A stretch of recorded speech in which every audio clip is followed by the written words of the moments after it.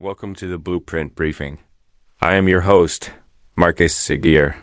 Today, we are embarking on a deep dive into a contemporary historical event that has sent shockwaves through the corridors of international power. This is not just a story of politics.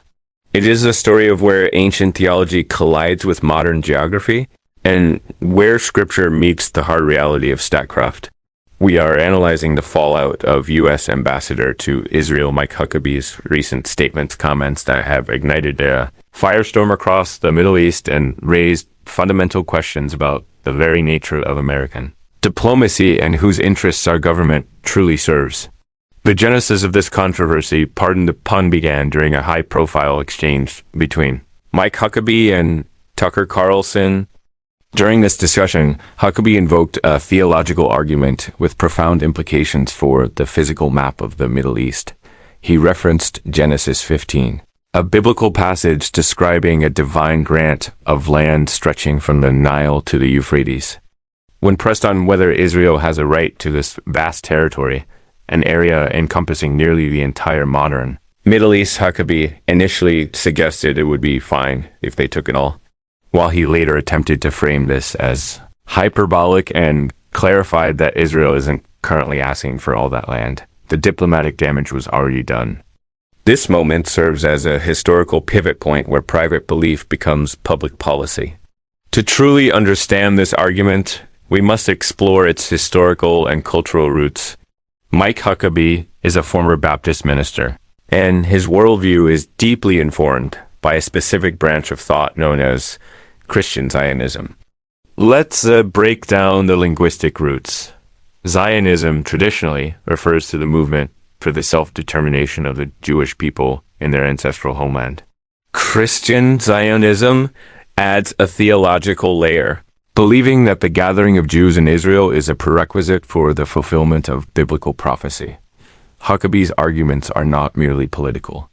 They are messianic. This is a crucial distinction. We are seeing a historical shift in Israeli governance toward more messianic factions, moving the greater Israel concept from the fringes of theological debate directly into the heart of government policy.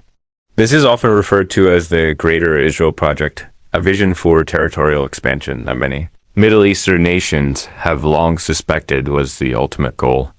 The international reaction was swift and unprecedented in its breadth.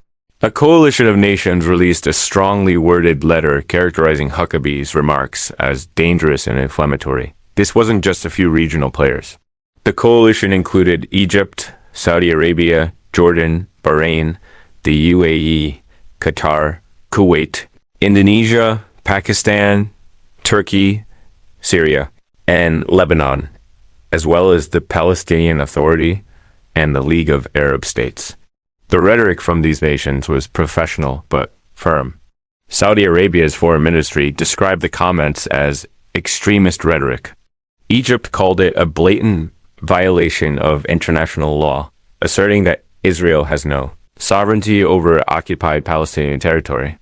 This highlights the friction between theological claims and the modern rules-based international order. Now, we must ask the journalistic question: why does this matter to you? How does a theological debate in an interview impact our daily lives? The answer lies in the architecture of our economy and security. Let's look at the financial burden. Consider the historical investment. Reports indicate the United States has provided at least $330 billion in aid to Israel over the years. Furthermore, the global war on terror, which some analysts argue was largely a war against regional enemies of Israel, has cost an estimated $8 trillion. This is capital your tax dollars that could have been invested in domestic infrastructure, healthcare, or education, directly impacting the economic stability of every American citizen. Beyond the economy, there is the risk of regional war. Huckabee's comments are perceived as lighting diplomatic relationships on fire. By signaling support for territorial expansion based on ancient texts, the U.S. risks uniting historically opposed factions. We are witnessing a potential alignment where Sunni nations like Saudi Arabia might join forces with Shia powers like Iran against what they perceive as a common existential threat. A regional war of this scale would have catastrophic effects on global energy prices and security. We must analyze the role of the ambassador itself. A central tension in this story is whether an ambassador represents their home country or the country to which they are sent. Critics suggest that Huckabee is acting more as an Israeli ambassador than a representative of the United States, while Huckabee dismissed the controversy as a confusing discussion and argued his theological beliefs should be separate from his governing power. The reality is different. As a U.S. ambassador, your personal theology becomes a signal of U.S. policy. If that theology suggests the erasure of modern borders, it fundamentally destabilizes international relations. Furthermore, there is a stark disparity in how international law is applied. While Iran is often framed as the primary aggressor, historical records cited in the sources argue that Israel has attacked 7 of its neighbors and occupies land in multiple countries, whereas Iran currently occupies none. This challenges the integrity of the U.S. as a fair arbiter on the world stage. The Greater Israel narrative is no longer a fringe theory. It is being voiced by the very individuals tasked with American diplomacy. This historical pivot suggests that the secular governments of the past are being replaced by messianic visions that do not recognize traditional international borders. As we wrap up this deep dive on the Blueprint Briefing, we must leave you with a final critical thought. Are our leaders representing the interests of the sovereign United States, or are they compromised by the interests of a foreign regime? The cornerstone of any functioning democracy is the transparency of its leaders and their unwavering adherence to the welfare of their own people. Thank you for joining me.